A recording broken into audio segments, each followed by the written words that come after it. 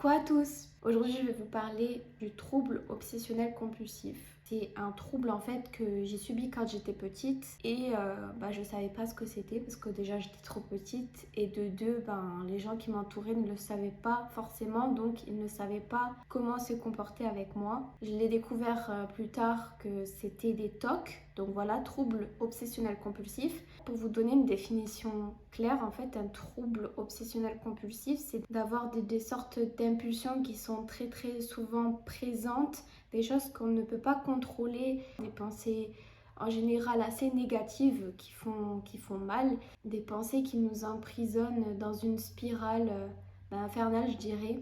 Du coup, la plupart du temps, ça va nous amener à adopter des rituels, donc des actions qui sont assez récurrentes et dont on ne peut pas s'en empêcher pour nous rassurer. En général, c'est quand on est très angoissé, on pense à quelque chose assez récurremment et on veut le faire pour se décharger en fait de cette peur en fait. Par exemple, on pense à quelque chose qui nous fait peur et on se dit pour pas que cette chose nous arrive, par exemple, on va adopter, on va faire cette action pour nous débarrasser de cette peur. Ça paraît peut-être flou ce que je vais vous dire là, mais en fait je vais vous donner mon exemple quand j'étais petite, de mes 7 ans jusqu'à mes 12 ans, et encore je sais pas si ça a duré jusqu'à mes 12 ans, je pense que ça a duré bien tard. Je ne pouvais pas m'en empêcher de toucher tout ce qui passait, c'est-à-dire les bords des tables.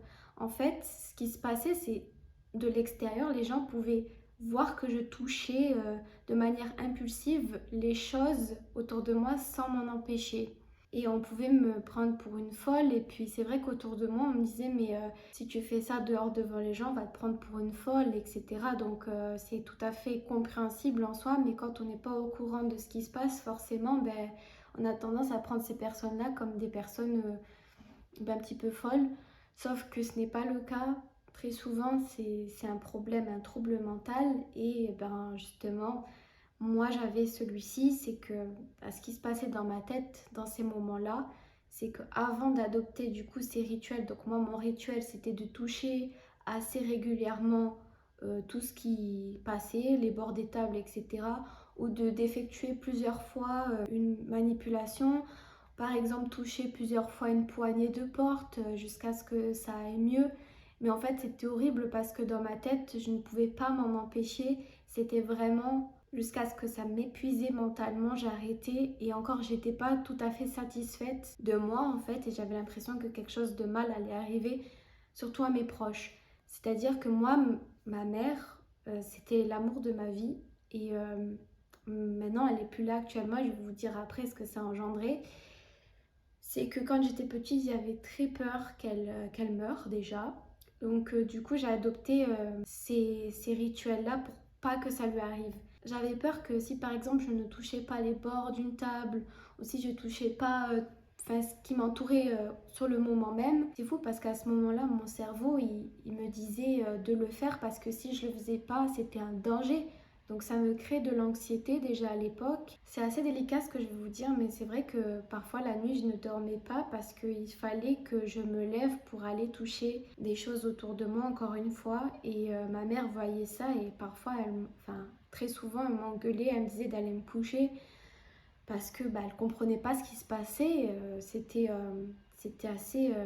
c'était énigmatique quoi. Et pendant des années, ça m'est arrivé jusqu'au moment où moi-même j'ai réussi petit à petit à arrêter d'avoir des rituels.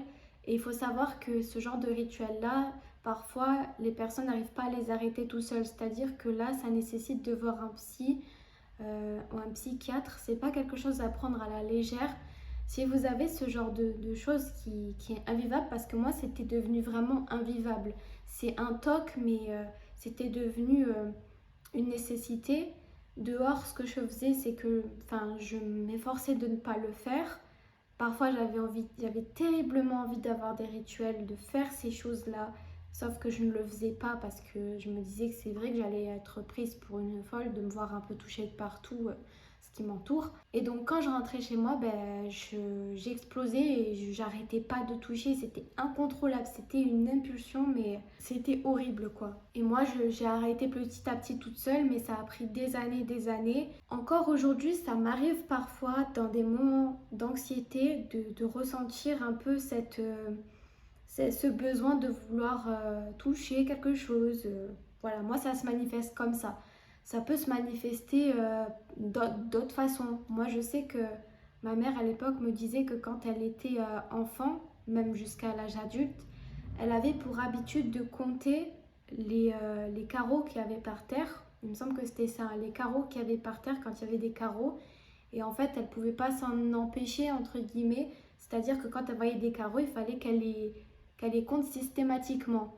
Donc on peut dire que c'est une forme de toc, mais ça n'avait pas l'air de la perturber plus que ça. En tout cas, pas comme moi. Donc oui, c'est un truc qui est assez perturbant parce que quand ça nous arrive, on se dit mais il y a quelque chose qui va pas. Et puis on veut vraiment arrêter, sauf qu'on n'y arrive pas. Mais dans ces moments-là, ça veut dire que quelque chose en nous ne va pas, qu'il y a une sorte un conflit intérieur, il y a une anxiété, il y a quelque chose qu'il faut élucider à ce moment-là. J'ai déjà entendu des gens dire qu'il fallait qu'ils vérifient plusieurs fois que leur four soit éteint ou que leur porte soit bien fermée avant de partir de chez eux, par exemple. J'ai entendu des histoires comme celle-ci et oui, ça c'est des sortes de tocs. En fait, c'est une peur, une anxiété qu'il arrive quelque chose, que quelque chose ne se passe mal, de ne pas avoir le contrôle sur quelque chose à un moment donné. Et vraiment, c'est pour ça. En fait, je souhaitais vraiment en parler parce que c'est quelque chose qui m'a énormément touchée quand j'étais vraiment enfant et personne n'était en capacité autour de moi de m'expliquer ce que j'étais en train de faire. Donc je me trouvais moi-même très bizarre, les autres aussi. Et c'est plus tard, quand j'ai commencé à bien réfléchir et à me documenter et puis voir des vidéos, que vraiment j'étais dans ce cas-là et que c'était pas quelque chose à prendre à la légère. C'est plus tard, beaucoup plus tard, que j'ai compris que, en fait, personnellement, ça me valait beaucoup de conflits avec ma mère, avec mes parents. Et je pense que j'ai jamais dit au fond de moi, je pense que j'ai jamais dit à ma mère, je suis pas sûre, mais je pense que je n'ai jamais dit à ma mère que j'avais ces peurs par rapport à elle, que j'avais ces peurs par rapport à la mort en fait. J'avais peur qu'il lui arrive un truc. Et il faut savoir que malheureusement, elle est décédée il y a 6 ans maintenant d'un cancer. Et c'est vrai que quand elle est décédée, malgré que je n'avais plus ces tocs, plus trop en tout cas, je me suis dit que c'était finalement peut-être de ma faute parce que je n'avais sûrement pas bien fait mes rituels et du fait que je ne les ai pas bien faits, elle est décédée pour ça. Il y a des moments dans mon cerveau, il y a des pensées comme ça qui sont venues et qui m'ont fait extrêmement mal.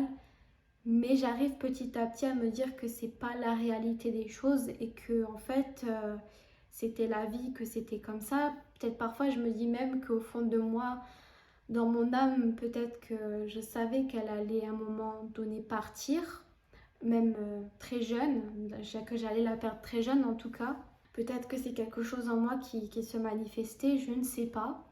Mais c'est vrai que c'était très dur après pour moi parce que je me suis dit, si ça se trouve, c'est de ma faute en fait, parce que j'ai trop pensé à elle, j'avais trop peur qu'elle meure aussi, donc du coup, j'ai dû lui porter la poisse aussi. En fait, il y a cet autre aspect-là qui est venu aussi de me dire, soit en fait, tu l'as tuée toi-même parce que tu n'as pas réalisé ses tocs correctement, et d'un autre côté, je me dis, peut-être encore c'est ma faute parce que j'ai trop pensé à elle à ce moment-là, et donc je lui ai porté la poisse.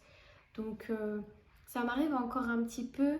Bon, beaucoup moins maintenant, depuis que je suis ma thérapie, que je suis sous antidépresseur. Ça m'arrive beaucoup moins de penser comme ça, mais parfois j'ai des pensées comme ça et c'est pas à prendre à la légère. Il faut savoir que c'est des pensées qui sont intrusives et qui sont en aucun cas la représentation de la réalité. C'est pas du tout... si vous avez ce genre de problème-là, en tout cas je le répète, il faut vraiment en parler autour de soi et consulter en parler à des personnes qui sont vraiment bienveillantes, en fait, qui vont vous comprendre, enfin, qui vont essayer de vous comprendre et, euh, et d'imaginer ce que vous pouvez vivre, et même des personnes qui finalement pourront vous dire qu'ils ont vécu aussi la même chose. Donc voilà, je pense que j'en ai fini pour ce sujet-là. Je vous fais de très gros bisous et je vous dis à très très bientôt pour une nouvelle vidéo. Ciao ciao!